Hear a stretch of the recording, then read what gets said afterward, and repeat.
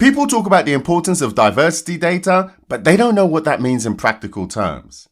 I've found some authors who want to address that problem. I'm Dr. Jonathan. I work with organizations to make them inclusive, and I'm on a mission to help 1 million people like you to make your workplace inclusive. Get your pen and paper ready because we're reviewing Inclusalytics, how diversity, equity, and inclusion leaders use data to drive their work, by Victoria Mattingly, Sertris Grice, and Alison Goldstein.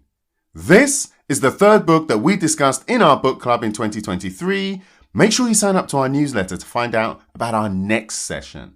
I share a lot more than I do on the podcast, and I go into details that you won't find anywhere else. With all that said, let's get to the book. Well, let's talk about the authors first. Victoria Mattingly holds a PhD in organizational psychology. Sertris Grice is a DEI and anti-racism expert. And Alison Goldstein is a writer and editor who works with business leaders. Two of the authors are industrial organizational psychologists. And you know what? It shows. It really shows in the book. They refer to themselves as IO psychologists, and during my PhD, I was in the Department of Organizational Behavior. Actually, I was in the Organizational Behavior group. I spent a lot of time with people from their discipline, and a crude oversimplification is that it's psychology in an organizational context. But the way the authors presented it, they're two psychologists who wrote a book, and then they brought an expert in to, and this is a quote, to create a book that is more practical and, dare we say, enjoyable to read. I agree, and I think that this shows as you progress through the book, but I'll be talking about this a little bit later. The book itself is divided into 191 pages, 14 chapters, and 3 parts that are identified by the authors. Part 1 is about defining DEI and getting buy-in from executive leaders. That's chapters 1 to 3. This part of the book is all about getting started in the workplace. Part 2 is about gathering data worth analyzing. That's chapters 4 to 9, and this part of the book gives practical guidance on the collection and analysis of workplace data. Part 3 is about turning these insights into action. That's chapters 10 to 14. This part of the book moves beyond the data to address workplace issues. The book covers a lot, and I mean a lot, of material. If you think what we cover in this review is a substitute for reading the book, then you are truly mistaken. I read these books with a very specific purpose, to share with you, to share with my clients, to develop my own thinking, and much more. What I share here isn't everything I'm thinking, and this is why you should join our book club, because I discuss a lot more there. I'm also grateful for our signature approach because it helps to get so much value from the book. As a reminder, my intention here is to provide a general review of the book, and in doing so, I'll answer a number of important questions. 1. Why is the book important? 2. Who is this book for? 3. What are the key messages of the book? 4. What are some key takeaways of the book? And 5. Other considerations. So let's get to it. Why is this book important? So many organizations are getting started on their inclusion journey, but most realize that they don't have enough information. They realize that they don't have enough data. And get data has become a mantra for organizations concerned with diversity, equity, inclusion. So many organizations don't know where to start, and others don't know what to do with the data they already have. This book addresses these issues. At times it's very technical because it needs to be. However, this is not a replacement for developing specific skills for data collection, for data analysis, for data interpretation, but it is a good start. Who is this book for? This book is for people looking for a data-driven approach to DEI work.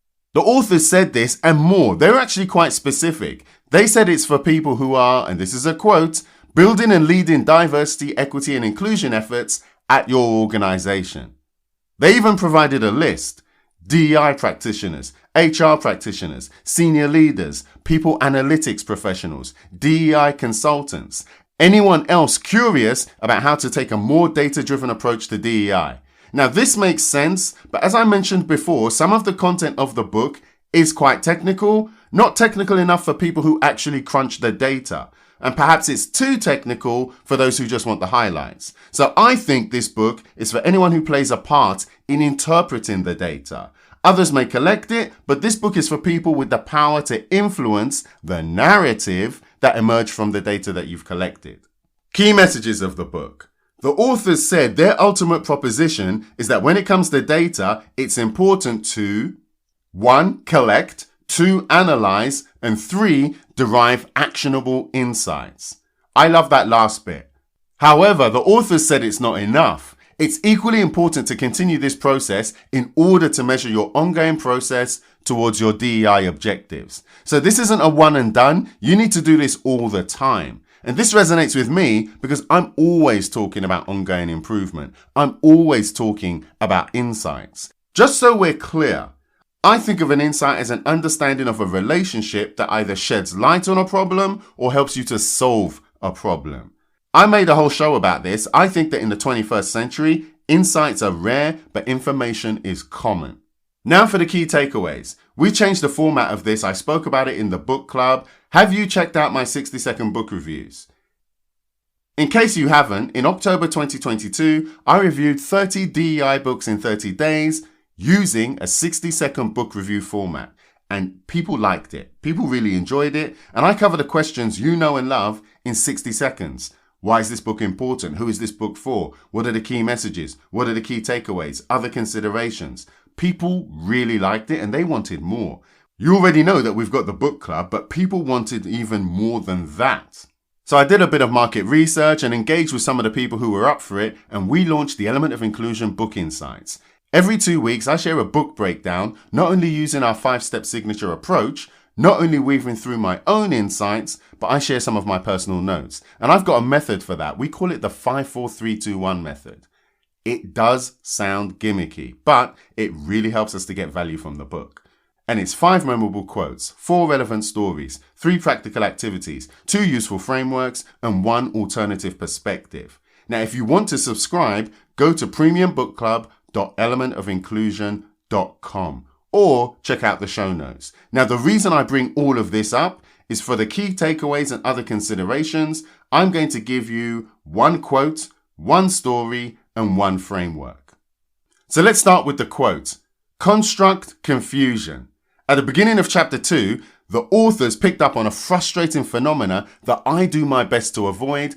I used to experience this all the time, and it's a really good one to avoid. The authors said that diversity, equity, inclusion, these are words that have been thrown around for so long that it's easy for these words to be conflated and used interchangeably. Is this sounding familiar? I'm quietly confident that you know someone who says things like that. They called the lack of clarity around DEI terminology construct confusion. I like this because it's precise, because it's crisp. It's a really nice description of the challenges with DEI, and I like that a lot more than I like their definitions of DEI. I was hoping for a more precise approach to these terms, given the precision that was required to properly understand all the data that they were talking about in the first place. Now, one of the explanations that they did provide that I did like was about diversity. Here's what they said, and this is a quote.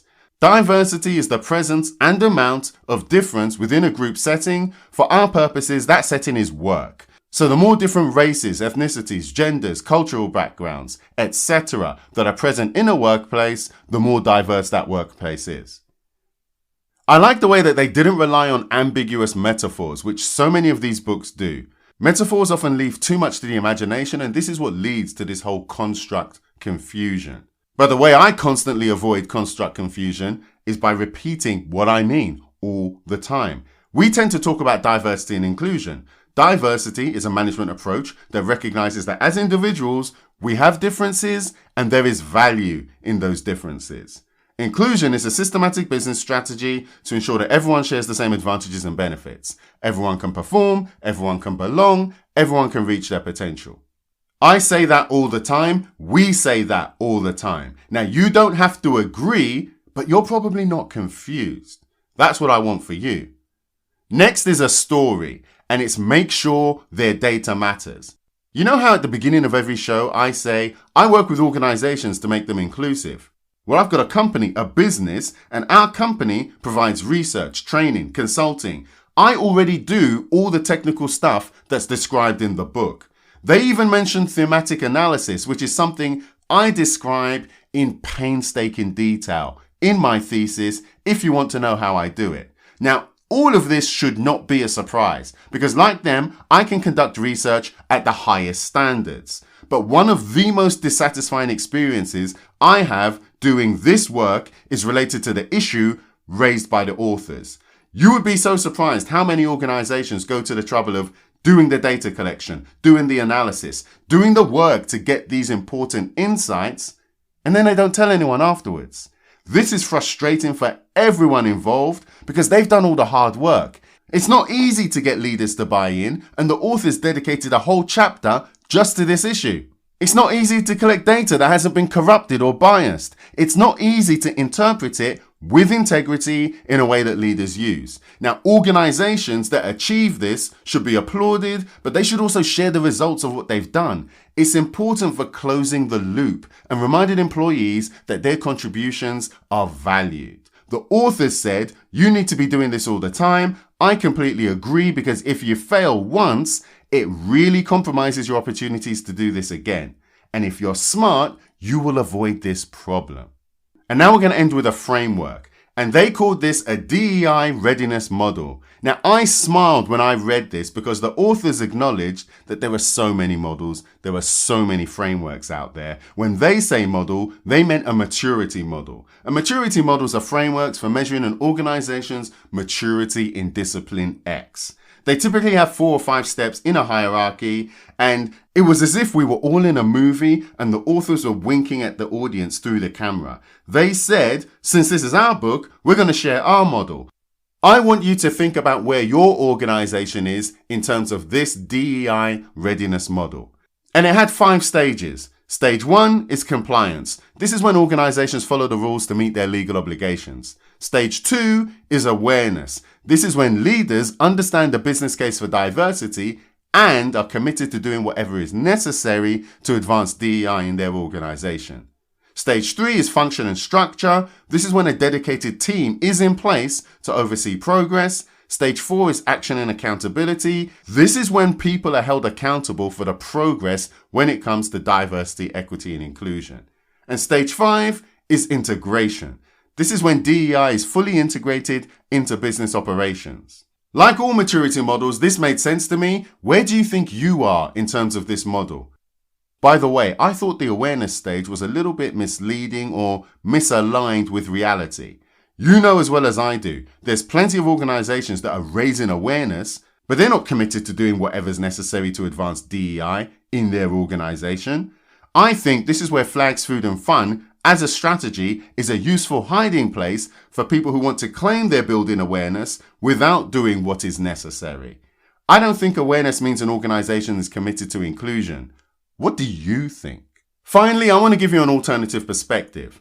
This book gets to the heart of the importance of understanding data within your organization. This book makes sense because I do this work, and one of my goals is to constantly feed you insights. And so we were speaking the same language. For me, this book is an easy choice because of our use of evidence-based inclusion.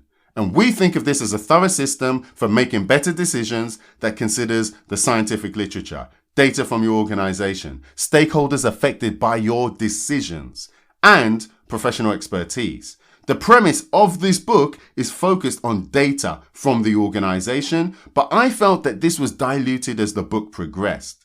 2 of the authors are psychologists, and I felt that they were afraid of scaring the readers with too much technical talk. Now, they acknowledge this themselves in the book. The first 2 parts of the book were all about data. The last part felt that it had less to do with the data bit, and it felt like it was more driven by probably the 3rd author who they brought in to make the book more palatable to a mainstream audience. Once again, the authors implied this themselves at the beginning of the book. I've already mentioned it. They even referred to themselves as we, but they were talking about only 2 of the authors, the ones who said that they were IO psychologists. Now, for me, this was so pronounced that it felt as if the last third of the book belonged to a completely different book. And I would have liked them to have spent that time getting into the details of the data, analysis, and all of that, because hardly anyone does that. And the reason hardly anyone does that is because they can't do it. These authors can, but maybe they didn't want this to feel like a textbook. But maybe a textbook is what people need because standards are really low out there. This book is extremely useful and relevant and will raise the standards of anyone who's involved with data within an organization. It covers the fundamentals and will keep you grounded. So let's wrap this up. What are the key messages here? 1. Organizations need to collect, analyze, and get actionable insights from their data all the time. 2. Organizations need to make their data matter if they want to be able to maintain this cycle. And 3. Don't confuse awareness with doing whatever is necessary for inclusion. So what do you think? Are you working with data at work? Get in touch or leave a message. I would love to hear from you. If you've learned something from today's show, then give us a 5-star review and a comment wherever you're listening to the podcast. It helps other people like you to find the show. Thanks for listening, and I'll see you in the next episode.